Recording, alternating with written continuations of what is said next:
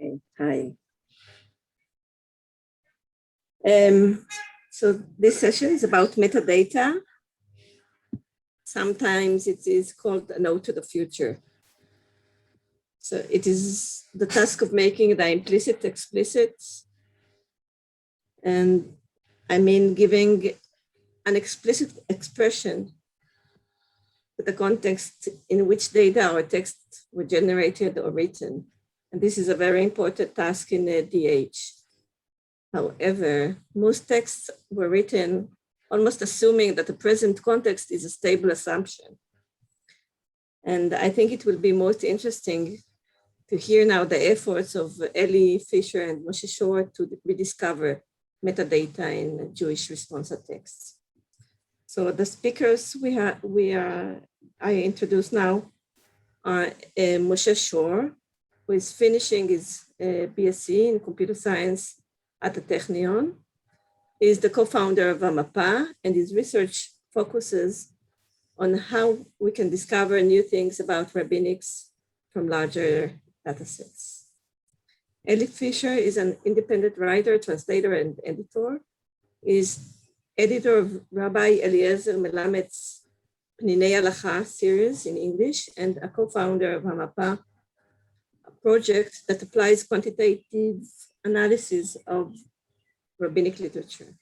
He is a founding editor of Lehr House, a web magazine of contemporary Jewish thought, and his writing had appeared in numerous Jewish publications. He holds degrees from Yeshiva University, rabbinical ordination from Israel's Chief Rabbinate, and is working towards a doctorate in Jewish history at Tel Aviv University. So they will present now, and then the responder will be Dr. Tamara Morsel-Eisenberg, which I will introduce later. Okay, thank you. I'm going to give a very brief intro into our project because what we're going to talk about today is sort of like the next stage of research in our project. We started our project a few years ago, sort of on our own, like a garage band type deal, where we were thinking about mapping, right, scraping and mapping the metadata that appears in Sheilot Utshuvot. And by metadata, we mean names, dates, and places to which where the responsa were sent, to whom they were sent, and when they were sent, and to see if it would be possible to trace different aspects of sort of the creation of spheres of influence and essentially how rabbinic authority is constructed out of the insights that we would glean from that sort of analysis. Now, what we learned fairly quickly is that it turns out that we were focusing on the responsa that have metadata, the responsa that are dated, the responsa that are we know who they're written to, we know where they're written to, but many, and I would say most responsa do not contain such data. And so we sort of asked a meta question about metadata. So I guess this is an analysis of, we're talking about metadata now. What can we learn from the presence or absence of metadata? What can we learn from the fact that some people do record this sort of information and other people don't? Okay, now there are some important caveats there. For example, in some cases we don't, the metadata just hasn't reached us, meaning it could be that originally there was information about that sort of thing, but it was scrubbed, it was deleted by copyists, by editors, by printers. They just didn't think it was important to keep, meaning it was important.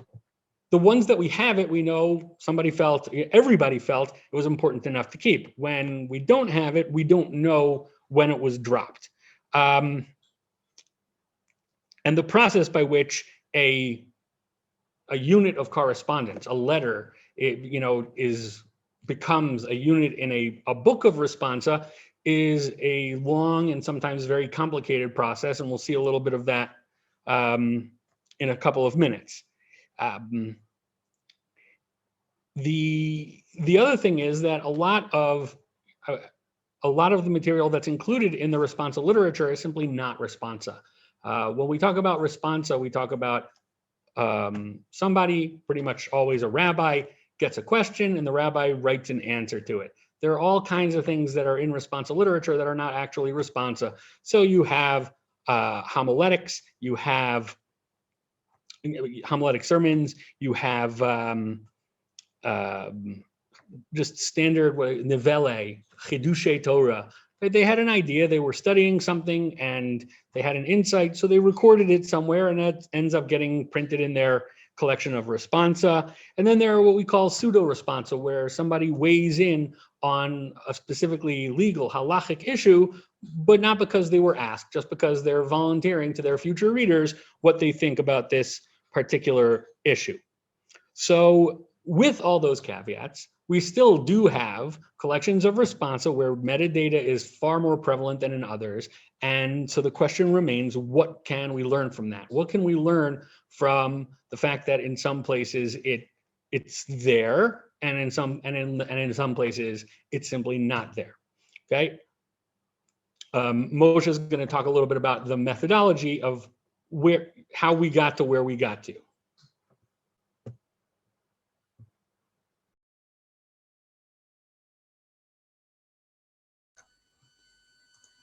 Yeah.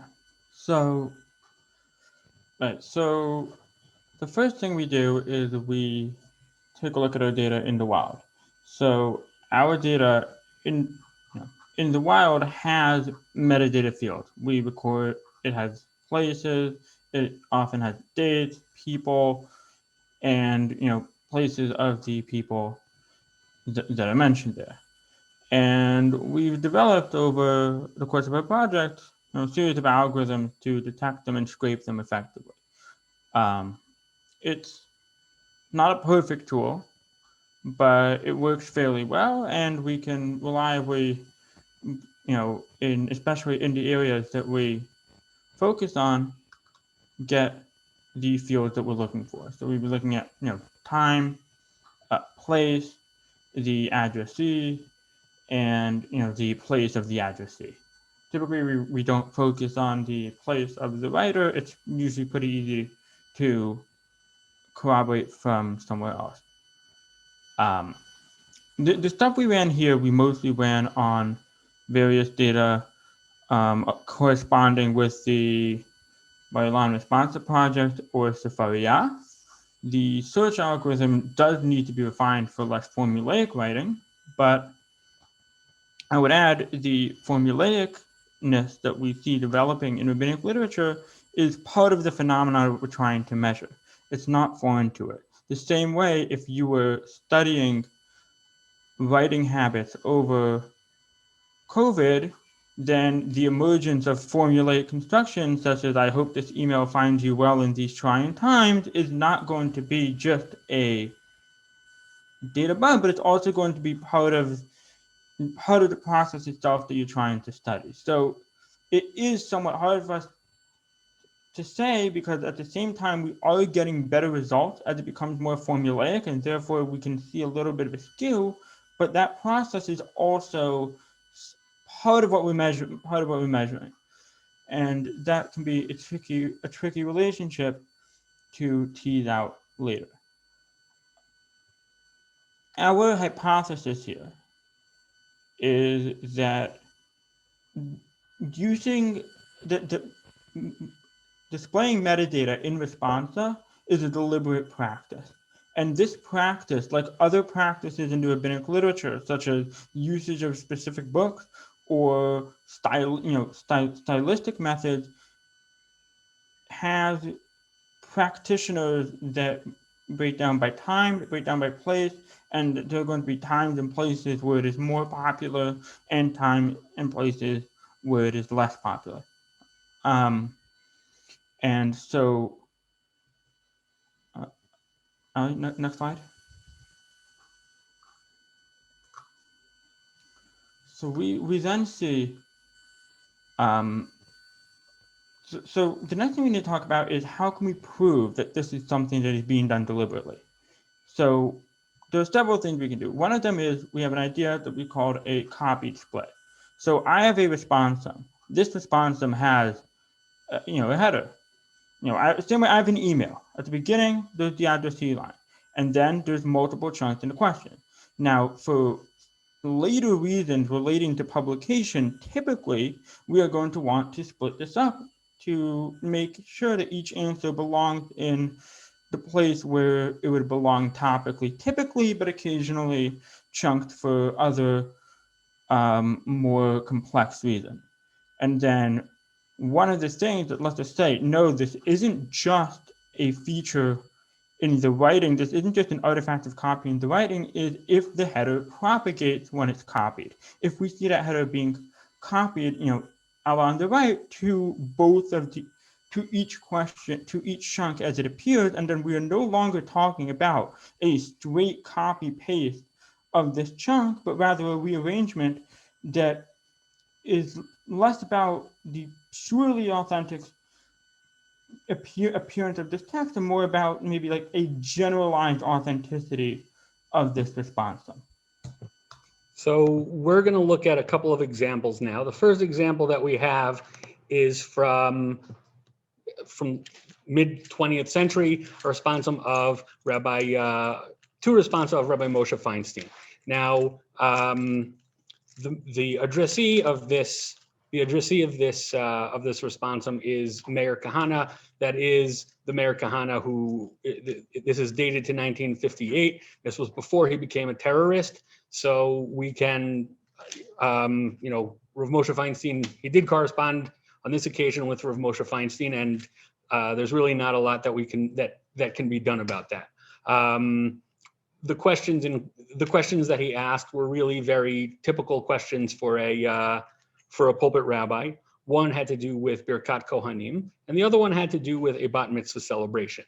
Now, if you look at the headers of the two responsa, in the first one, he has Ma'alat Kvod Yedidi, Moreno Rav, Meir Kahana Shlita, right? So Ma'alat Kvod, these are typical honorifics. And he calls him my friend. And this was published in 1963. In 1979, you have another one. He takes out the word Yedidi, and he says you have a further piece of metadata. You also say that he's the rabbi. You see that he's the rabbi in Howard Beach, New York. But the interesting thing is, I would say even the really surprising thing is that they're dated to the same date. These two responsa, and I put responsa in quotes, were written on the same date. What this tells us is that these were not two responsa initially. These were one responsa. They were written at one time in one letter. At one of them, Rabbi Feinstein opted to publish right away. He thought it was important to include it in his first volumes of responsa.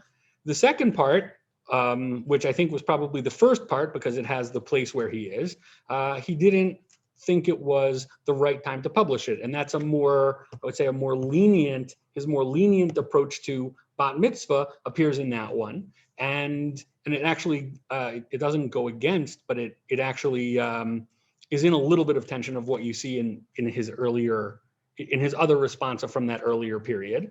And so he published it only later on in 1979. So you have an intentionality of, you see that he's intentionally dividing the responsum into two, but at the same time, he's also copying, at least in a very shorthand way, the metadata that appeared in the original letter on both halves of the responsum. An even quirkier example appears here in, this is in Avnei Nezer, so now we're talking late 19th, early 20th century. The Avnei Nezer, Rabbi Avraham Bronstein lived in Sachachav. In the first responsum here, you see that he has Yom Gimel Chaye, meaning it's on Tuesday of the Parsha of Chaye Sarah, Nasis Lafak, the year is Nasis, which is Tuf Reish Samach. So this is the year. This is late 1899, and he's writing to Rabbi Yaakov of Noshelsk. And then later on, you have a similar heading, or an identical date, Yom Gimel Chaye Nasis Lafak Po. Well, Posach HaChav is not repeated, but it's written to Harav Hagon Hanal, meaning to whoever was the addressee of the previous responsum. And this is a typo here. This should be 439. In the previous responsum, who is the addressee? It is this Yaakov Noshelsk, Yaakov of Noshelsk.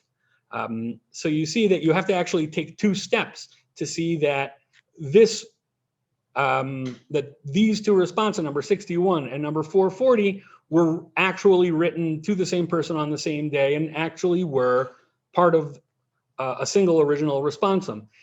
It happens to be that that Avnei Nezer does this more than anyone else. There are about 100 responsa in Avnei Nezer where you have splits like this, and you almost always have like an almost exact copy paste of the same honorifics that appear in one will appear in the other one. It's the same dates, etc. And now we get to where this begins. And this is the earliest example that we found of this phenomenon. And it's in Noda B'Yehuda. Now, what I like about this example is that you have a foil. Okay, so if you look to the right of the screen, this is a responsum that appears in a book called Tiferet Tzvi by Rabbi Tzvi Hirsch Bochko. He was a rabbi in several different cities in Poland and Germany. And it's written to Rabbi Yeshaya Pick, Rabbi Isaiah Pick Berlin, who was the rabbi of Wrocław, Marcin Łazinski's place of residence, where we heard from him earlier. So he was the rabbi in Breslau. And you see how the responsum is structured. So first there's the, yes, I received your letter, etc. And all the parts that are highlighted are the beginning of a different topic. You asked me about this, here's my answer. You asked me about this, here's my answer. And on and on. And this is just the first page, and it goes on for another couple of pages. There are 10 or 15 different questions, and this is published in the mid-1700s. If you go to the Noda B'Yehuda, you have two responsa to the exact same person, meaning you have Tshuva le Yeshaya Av Beit Din Dekila Kedosha Breslau. It's written to the same person, but if you look at the dates, it's the exact same date in both responsa, and it's the exact same beginning, Tshuva l'chvod ahuvi, chavivi, yedidi, etc., except that it's split into two responsa. One's number 105 and one's number 113. Now, we don't know if Rabbi Ezekiel Landau did this himself, if the author of Noda B'Yehuda did this himself, or if it was done by his son, because the second volume of Noda B'Yehuda was published posthumously. But we do see a very clear intentionality, and we also see here what we might call the beginning of the practice, right? You have two responsa, or two letters written to the same rabbi. One of them, when it was collected into a book of responsa, was collected as is, as this omnibus responsum that answers 10, 15 different questions. And in another example, it's broken down topically and it's rearranged topically. Other bits of evidence of intentionality of inclusion, you often will have you'll have deletion of data, but it won't be completely deleted, right? You'll say, I'm writing to Plony, or I'm writing to community Plony, right? An anonymous person, an anonymous, or you'll have an ellipsis. Sometimes that's because you don't want to know who's being corresponded with, meaning I actually thought about that, about doing something similar. When I brought that responsum to Rabbi Meir Kahana, I was thinking of writing the ... except that I didn't do that because I thought it was important to show that it actually is written to the same person. But that's the kind of thing that somebody might want to cover up. Somebody might want to say, oh yeah, this is to Rabbi ... because I don't want I don't want to tell my readers who I'm writing to, but I'll include the date or I'll include the place because I think it's important to include the data. I just won't include, I'll just, how would I put it? I would delete that little bit of data in a very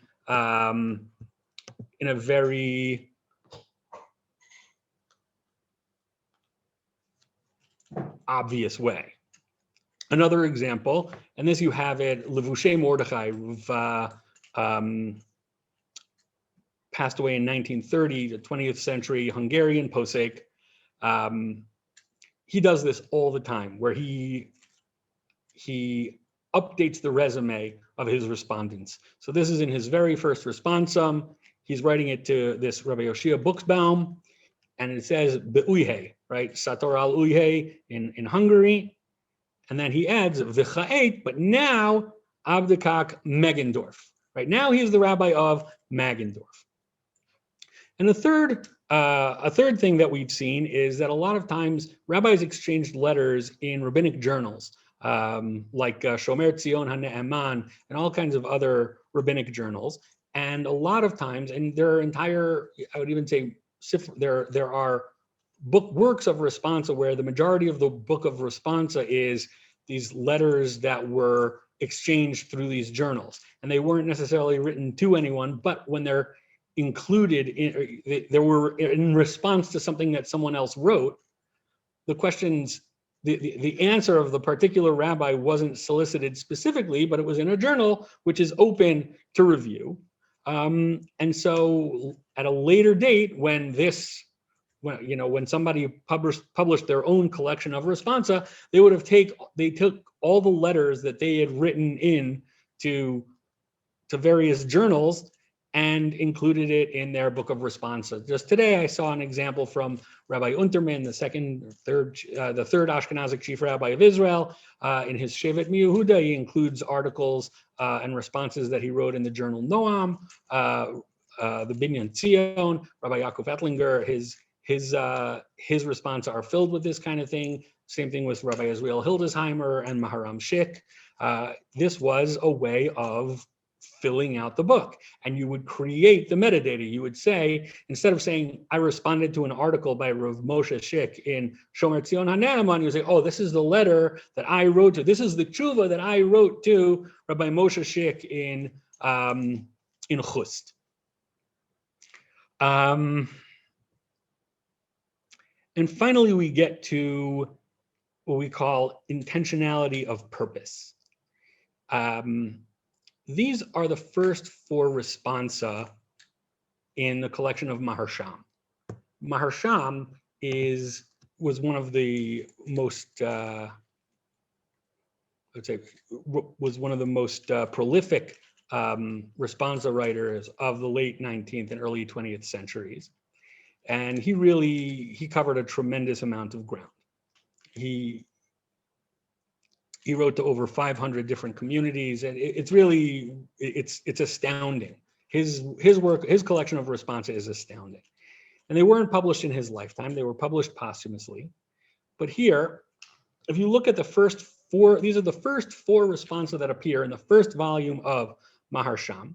The first one is written to the city of Mir in Lithuania, and it's written to a very well-known personage, Rabbi Eliyahu David Rabinowitz Ta'omim. He was later the father-in-law of Rav Kook. He was known as the Aderet. The next one, he writes to someone in Rovna in Russia, and then to Kremnitz in Russia.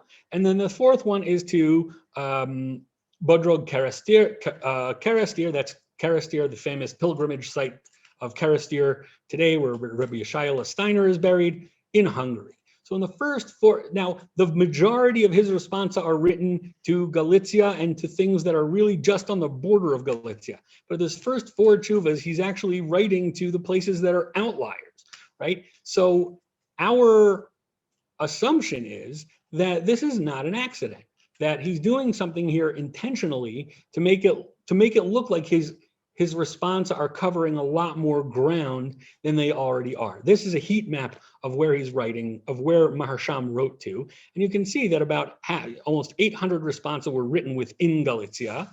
Mir is all the way up here in the area around Minsk. Karastir is here in northeastern, what's today northeastern Hungary. And Rovna and Rovna is to the north, meaning it's in the area to the north of Galicia. And you see that Maharsham did not write a large number of responsa to that area. Eli, you have 2 more minutes. Okay, so the other example of this is in Noda B'Yehuda, where Noda B'Yehuda also, the first 3 responsa of Noda B'Yehuda are written to extreme geographic outliers. One to Bonn, one to Hamburg, and the third to Verona in Italy. And you can see this is a mapping of the first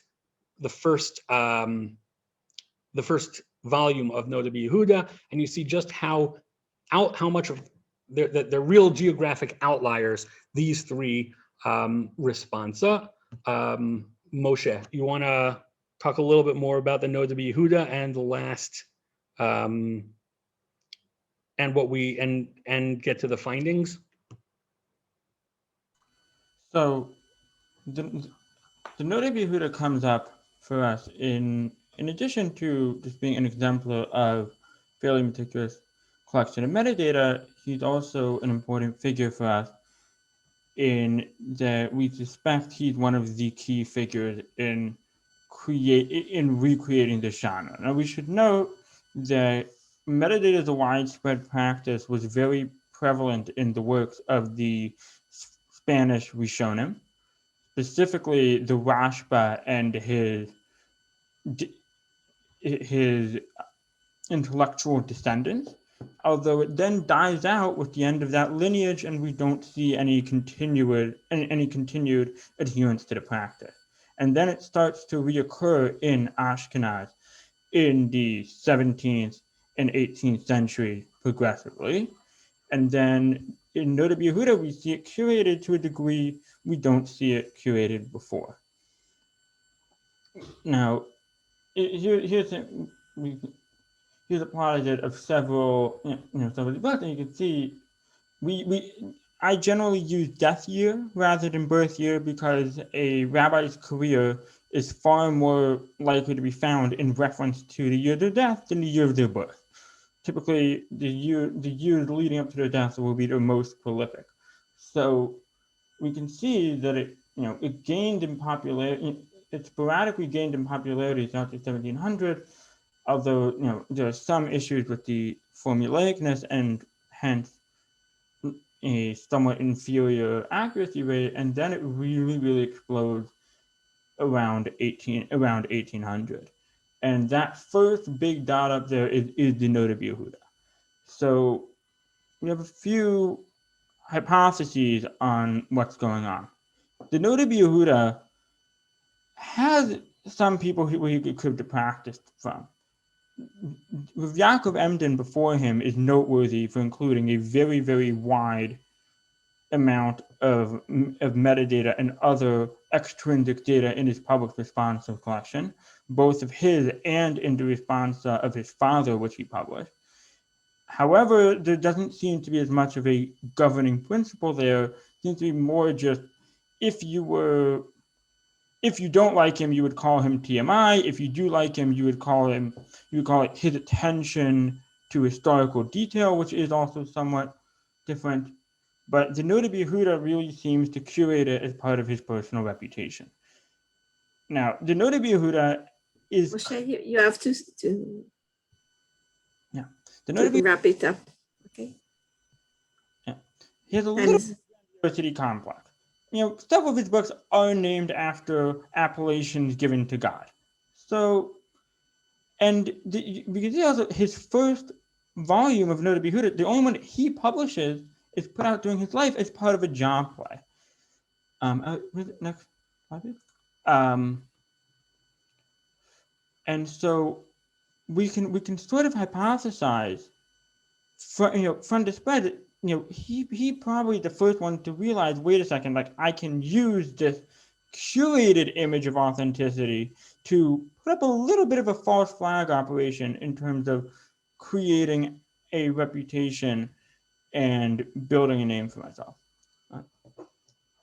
As Ron said, after that point, as you see, it's very, very common in the 1800s. His success, Khatam Sofer, Mari Astor, Tav Sofer, everybody adopted practice.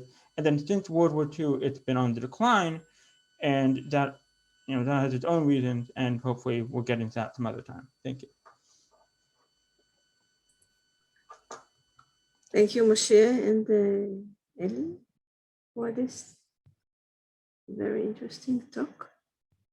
And now the responder for it will be Tamara Moser-Leisenberg, who studies early modern Jewish intellectual history and culture. Her dissertation, written at the University of Pennsylvania, examines the transmission of halachic knowledge in the 16th century Ashkenaz through the lens of a responsa. She is currently working on 2 book projects based on this research. Dr. Moser-Leisenberg has been a fellow at the institutions such as the Leo Baeck Institute, New York University Law School, and the Center of Jewish History. Her articles are appeared or will appear soon in AJS Review, the Journal of History Ideas, Critical Inquiry, and other publications. Dr. Moser-Leisenberg is a junior fellow at the Harvard Society of Fellows. So it is your time. Right, thank you. Can everyone hear me? Okay, great. Thank you so much, Eli and Moshe, for both this really fascinating discussion now. And generally, I think as an avid reader of your blog, I really think that it's great, both the work that you're doing and the fact that you are showing people the kinds of things that can be done with this kind of work, which I think is wonderful. And what I loved about these meta reflections about metadata that you came up with today are really that you're employing this tool to scrape data to much success, and you're obviously hoping eventually and already starting to some extent to analyze and interpret this. And now you're turning your attention to analyzing and interpreting the premises of the tool itself. In some ways, this maybe seems like a digital humanities specific problem, but it's obviously also a very basic issue for historians and all researchers, I think, where we build tools to analyze, based on the intuition of what it is that we want to be studying. And of course, we also hope that from this study will emerge something new that we have not yet intuited. And in order to make sure that that can happen, we need to periodically examine our tools, ask why it is that we get the information we get, and if there are any biases preventing us from seeing any of the other information. But of course, the nice thing here is that you're trying to interpret the very existence of metadata, whether it's there or not, and what it says. What it says about the author, about the culture, and so on. But at the same time, also wondering, what you're not seeing. So I'll try to remark on some, very specific issues, and I'll try to bring some examples from my research where I think it's relevant, and then I'll turn to some more general insights. So in terms of the more specific remarks, I think, and I think, this came through in your presentation, but it's definitely important if you're trying to form a bigger picture of, what this can all tell you, is that it's very important to distinguish between the different aspects of responsa. So responsa first, most often as a letter. And here we're again expecting responsa to come up as letters, and I'll reflect upon that towards the end of my comments. Secondly, responsa as it exists, I'd say, in what I call the rabbi's archive, right, where the rabbi sort of keeps his own paperwork. And finally, responsa as published, usually in a collection of responsa and in a book.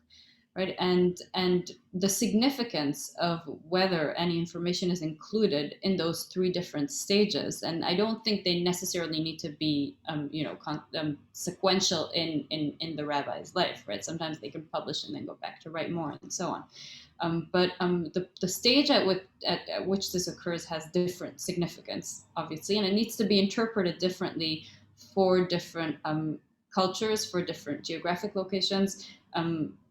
Right, for different just practices. Every rabbi can have slightly different practices of how and when they keep their responsa and how and when they publish it. So in the original letter, there's of course just the technical need to add the addressee. And I think there it's helpful to know even just very basic things about, for example, the practices of letter writing. And I don't mean just the social practices, right, which of course influence it, right? If I don't know, for some reason, the way we write emails or letters need to include, the date on top and then dear whatever, and then a space. And, they're going to be doing that same thing as well. But even not the social aspects, but the really technical ones. Was the addressee, was their name added? Often you have it added on the outside of a folded letter, just materially. Right, so then the practical need of saying who the letter is to is already on the outside for, whoever is bringing the letter, usually, let's say in the early modern period, a messenger, they can already see that. And then the internal address is more of the social aspect. So it helps to, again, have more context in that sense to know how to interpret it. Of course, as I already said, the social aspects in terms of addressing whoever it is, you need to add honorifics, you need to be really respectful, and so on. There's the need to add the date for proper communication. So in the early modern response that I look at, in a response from Rabbi Moshe Solis, he actually tells the students specifically to make sure to keep copies of everything so that we can continue communicating. So if a student follows up, the rabbi will know what they're following up about, and they don't need to constantly repeat themselves. Right, so there's sort of that kind of practical need, but then of course you can go crazy and add melitza and add all kind of gematrian references to the date, just to show off how much or for entertainment.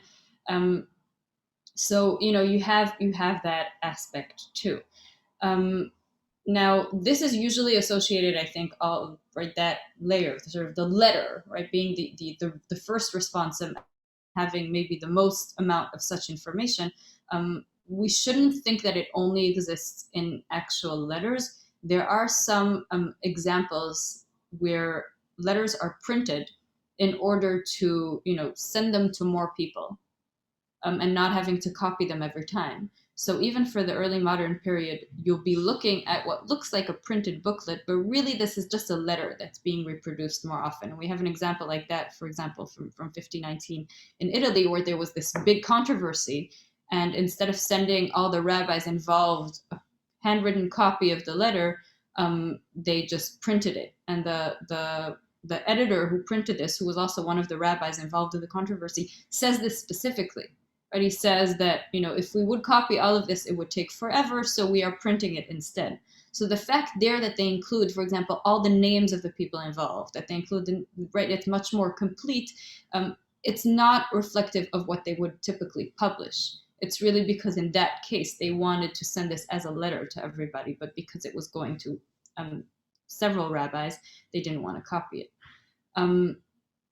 And I think that brings us to an important aspect also of including or not including information, right? The question of anonymity, right? Of whether people's names should be included or excluded for purposes of protecting someone's privacy. Again, there you'd think of a distinction between handwritten, right, manuscript letters, and then at the next stage, once this is printed, it is being removed. And we have an interesting example from Maharshal, from Rabbi Shlomo Luria, who actually writes in his responsum to a question being asked. He says, "Why don't you add the names?" Right? He's surprised that the name is not there. So when we think of responsa as sort of having these generic names, Reuven, Shimon, Levi, instead of the actual people involved, he actually didn't understand why the name was removed. So again, at the stage of letter writing, of these rabbis communicating about the actual case, this was crucial information. But then when it came to the stage of publishing, usually the name would be removed, although that doesn't always happen. So the next stage is, right, the letters as they appear in the rabbi's archive. As I said, there are different considerations. One of them, as I already mentioned, for example, is to allow the communication to continue even after that, in terms of reference, right, to be able to refer to a certain letter. There again, it helps to have context, right? There were specific practices for, in different regions and different times for how you keep letters. Do you copy them? Where do you put the information in order to find it? Do you put it on the back? Do you put it on the front? Do you cut them out? Do you put them in a binder? Do you have them copied? Or, of course, are they just keeping the original letters, in which case the information is there because it was there before? There is, for example, an interesting aspect that you might not think of, which is that keeping collections of letters was also interesting, was done not only for the sort of halachic content, but also as model letters to learn from how to write letters. And there often the honorifics and the sort of opening and the melitza that seems superfluous in many cases is interesting to rabbis. We have one example also from Rabbi Moshe Salis when he was pretty young, where he copies a whole address from a 14th century, from Shut Rivash, right? So he found it there. He thought it was sort of, a nice way to address a rabbi, and he sends it to another rabbi, right? So this is another purpose and a reason why people would keep all the information in the letter, even if it's not relevant. And then, of course, as published, and there I think you started, especially when you talk about Noda B'Yehuda, to discuss, right? Why would you publish all of this kind of information? And there, I think, part of it is maybe to show off, right, how far your letters go. And this is not just showing off, how important you are, but, positioning yourself and scholars have shown that this is one of the purposes of Shut, right, the self-fashioning of a figure. And I see Ellie mentioned Erasmus in the comments, which is certainly something that you do in letter writing. And fashioning yourself as someone important, as a global rabbi, right, who gets questions from everywhere. And there, I think it's again important to remember that rabbis usually expected more than one person to see the letters even before publication. And there was some expectation it would be at least shared, if not copied, even prior. So it's not necessarily one-to-one communication, even if it's sent to one person. There is that expectation of an audience. So you're kind of performing there too.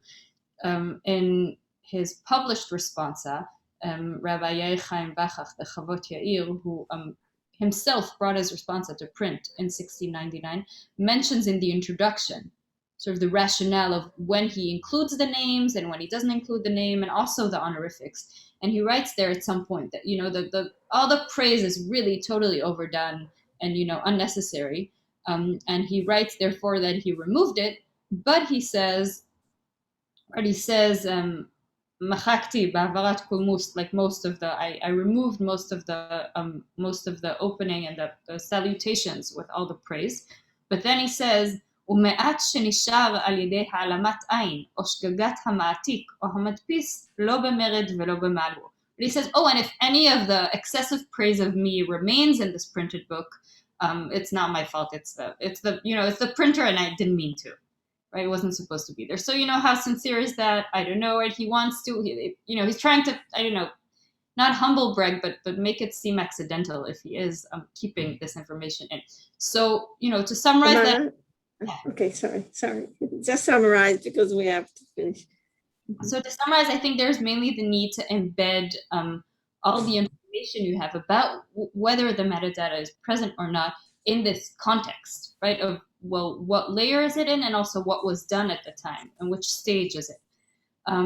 Finally, in terms of sort of bigger questions, I think what's interesting here is that in a way, this also reveals but also the rabbi's expectations of responsa. What do we expect responsa to look like when we're saying let's look for all the information in responsa? In a sense, you're using this address and all of these aspects as tags of like, this is a responsum. But of course, as Ellie already said, there are some things which he called, it doesn't have this kind of data because it's not really responsa. On the other hand, it is included in a work of responsa. And I think that, for me, was a very interesting way to think of it, right? To think maybe is there a separate category of responsa that we identify as real responsa in terms of the document, like it was really a letter and so on. I don't think anyone would say that some of these responsa, which you mentioned, that are not real responsa, don't count halachically as responsa, right? And to think of, do we have a category of realness for responsa that has nothing to do with whether we consider them real responsa in terms of halachic interpretation. So, I mean, thank you again for this wonderful presentation. I think you brought up some really big issues, both in terms of how we work with this as a digital humanities tool, but also in terms of what responsa really are and mean. So you managed to ask these really big questions as well, which I think was really wonderful. And thank you so much. Thank you very much for your response. It was fascinating. And I think we don't have any more questions, so I allowed you to continue speaking. So if you want to discuss, I think it will be now between the two sessions. Yeah, I just wanted just to say before discussion, we are now in a break for 10 minutes. Everyone can discuss if they will.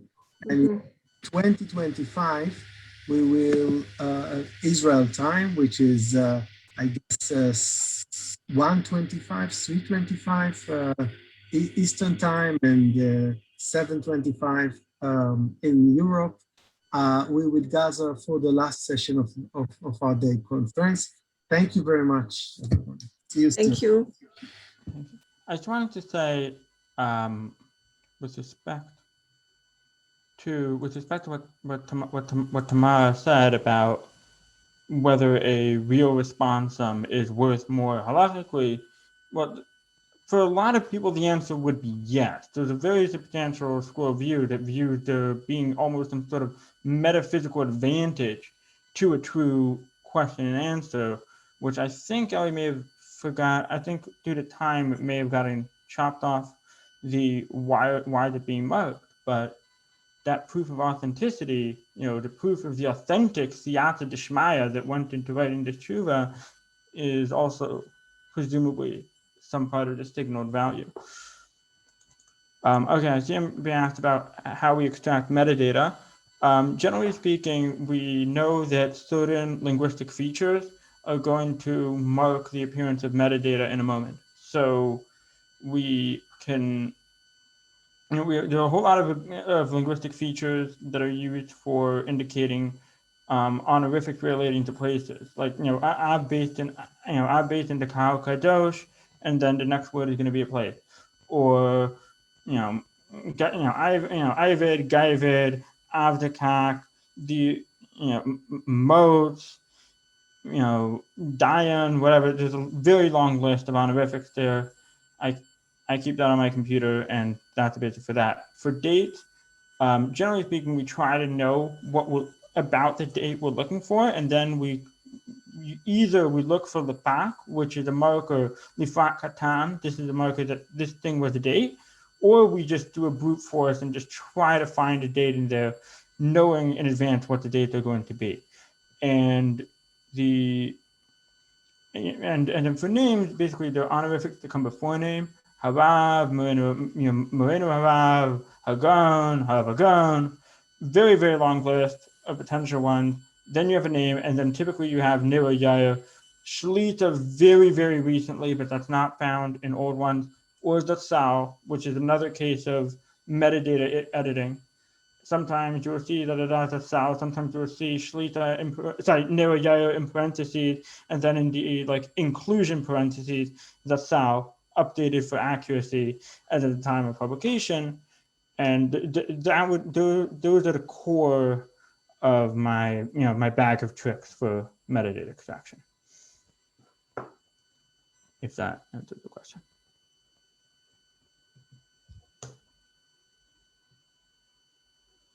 All right.